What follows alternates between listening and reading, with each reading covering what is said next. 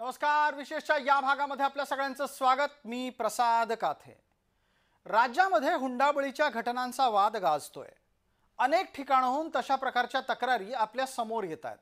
अशा वेळेला हुंडाबळीच्या नव्या प्रकरणांमध्ये काय सूत्र दिसून येतं ते पाहण्याचा आम्ही प्रयत्न केला.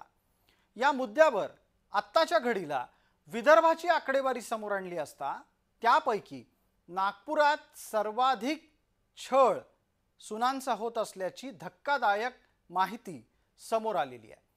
या मुद्द्यावर नागपूरच्या काही महत्त्वाच्या तपशिलाला आम्ही आपल्याच्या समोर आणणार आहोत आणि त्यानुसार हाती आलेला तपशील पाहिला असता तर नागपुरामध्ये अवघ्या 5 महिन्यात सुमारे 1000 हुंडाबळीच्या तक्रारी दाखल झालेल्या आहेत. महाराष्ट्राच्या उपराजधानीमध्ये जो तपशील समोर येतोय त्याच्यातूनच काही प्रश्न स्वाभाविकरित्या उपस्थित होतात. नागपुरामध्ये कौटुंबिक हिंसाचाराचा आकडा धक्कादायक आहे. या आकड्याच्या नुसार नागपूरमध्ये सुनांचा छळ हा जवळपास 1000भर महिलांचा गेल्या 5 महिन्यात झालेला आहे. जर आपण दिवसागणिक संख्या मोजायची झाली तर सुमारे 7 महिलांचा कौटुंबिक छळ नागपूरमध्ये दर दिवशी होतोय. कामठी, नवीन कामठी, यशोधानगर, सक्करदरा इथं कौटुंबिक छळाचं प्रकरण आणि तपशील सर्वाधिक आहे. जवळपास वर्षाला 2 ते 2.5 हजार केसेस येतात. आता यावर्षी 1 जानेवारी 2025 ते 7 मे 2025 पर्यंत आमच्याकडे 997 केसेस डोमेस्टिक व्हायलन्सच्या आलेल्या आहेत आणि त्याच्यामध्ये वेगवेगळ्या प्रकारच्या असतात.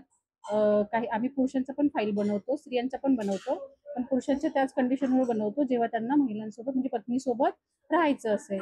आणि महिलांच्या केसेस तर सगळ्याच बनवतो आम्ही. मग त्यांना त्याच्यामध्ये काहींना राहायचं असतं, काहींना मदत पाहिजे असते, काहींना गुन्हा दाखल करायचा असतो, वेगवेगळे प्रकार असतात. मग त्यांच्या मागणीप्रमाणे काउन्सिलिंग झाल्यानंतर आम्ही त्यांना समोरची मदत पुरवतो. महिलांच्याकडून पोलिसांमध्ये सासरच्यांच्या विरोधात ज्या तक्रारी होतात त्याचं प्रमाण वाढतंय, ते दिवसागणिक वाढतंय. यात छळाची पद्धत ही बहुतांश ठिकाणी सारखीच आढळतीये, मग विदर्भ असो की पश्चिम महाराष्ट्र. छळाच्या पद्धतीमध्ये सर्वाधिक तक्रारी आहेत त्या म्हणजे माहेरून आणलेलं स्त्रीधन सासरची लोक काढून घेतात. जर अपत्य असेल दाम्पत्याला तर त्या अपत्याचा सुद्धा ताबा काढून घेतला जातो. सासरचे लोक महिलांना म्हणजे खास करून सुनांना घरातल्या महिलांकडूनच मारहाण करवतात. प्रसंगी नवरा बायकोला वेगळं केलं जातं आणि स्त्रियांना आपल्या नवऱ्यापासून वेगळं ठेवलं जातं. माहेरून आणलेले दागिने काढून घेतल्याच्या नंतर रोख रकमेची मागणी सुरू होते. सुनेला तिच्या माहेरून रोख रक्कम आणली नाही तर बाळाचा ताबा देणार नाही असंही सांगितलं जातं. त्याचबरोबर महिलांकडून सुनेला होणारी घरातली मारहाण वाढवली जाते. प्रसंगी यात नवऱ्याला वेगळं केलं असतानाच त्याला आपल्या बायकोला मारण्याच्यासाठी प्रोत्साहनही दिलं जातं.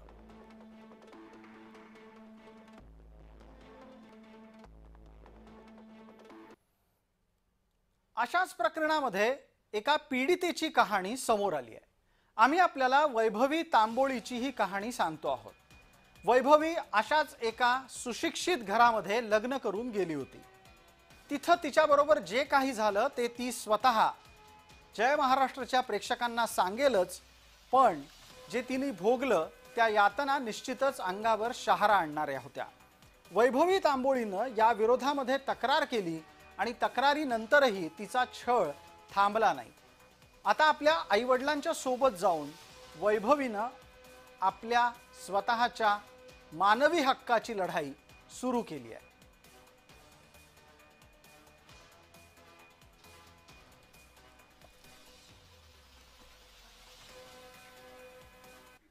माझे लग्न नागपूर येथील अभिषेक राजेंद्र डेकाटे यांच्याशी 19 जानेवारीला संपन्न झाले. लग्नाच्या 15-20 दिवसातच कळाले की अभिषेक हे काही काम न करता दिवसभर घरीच मोबाईलमध्ये रील्स बघत असतात. एक दिवस मी त्यांना विचारले की तुम्ही कामावर जात नाही, काही काम करत नाही. त्यावर त्यांनी म्हटले की तुला 2 टाईम खायला मिळते ना, तू माझ्या कामाबद्दल मला काही विचारू नको. असं ऐकून मला धक्का बसला. ह्या विषयात मी माझ्या सासू-सासऱ्यांना विचारले की अभिषेक काही काम नाही करत. त्यांनी पण उत्तर दिले की तुला 2 टाईम खायला मिळते ना, त्याच्या कामाबद्दल आम्हाला नको विचारू. तुझे बाबा कधी कामात येतील? असे विचारून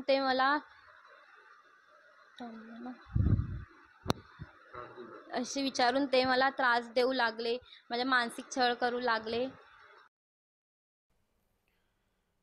वैभवीनं जे भोगलंय ते तिच्या या वक्तव्यात सुद्धा आपल्याला लक्षात आलं असेल. बोलता बोलता तिला आलेला आवंढा गिळता येणं सुद्धा शक्य नव्हतं. यावरूनच तिनं जो अपमान सहन केलाय त्याची पुसटशी कल्पना आपल्याला येऊ शकते. अशा स्थितीमध्ये अनेकदा प्रश्न विचारला जातो की हा अन्याय सहन केला जातोय आणि महिला असा अन्याय सहन का करतात. मानसिक छळ किंवा शैक्षणिक छळ झालेला आहे. इकॉनॉमिक छळ हा सगळ्यात मोठा फॅक्टर जर काही आज असेल तर तो इकॉनॉमिक जो वाढतो आहे अब्यूज तो सगळ्यात मोठा आहे. आज कुठलीही स्त्री स्वतः पैसे कमवते आहे, स्वतः घर घेते आहे, सगळ्या गोष्टी घेते आहे. तर कदाचित पुरुषांना सुद्धा एक इन्सिक्युरिटी एक आली असेल आहे की आज माझ्यापेक्षा माझी बायको समोर जाते आहे किंवा महिला एक समोर जाते आहे. तर ती इन्सिक्युरिटी सुद्धा हा एक मोठा फॅक्टर आहे छळाच्या मागे. त्या व्यतिरिक्त सोशल स्टेटस जो आपण एक पकडतो की लोकांचं पाहून की आज आमच्याकडे पण हा सोशल स्टेटस पाहिजे, हे पाहिजे, तर ती इन्सिक्युरिटी सुद्धा एक छळाच्या मागचं एक मोठं कारण आहे. विशेषतः या भागामध्ये तुर्तास इतकंच. आपण पाहत रहा फक्त जय महाराष्ट्र.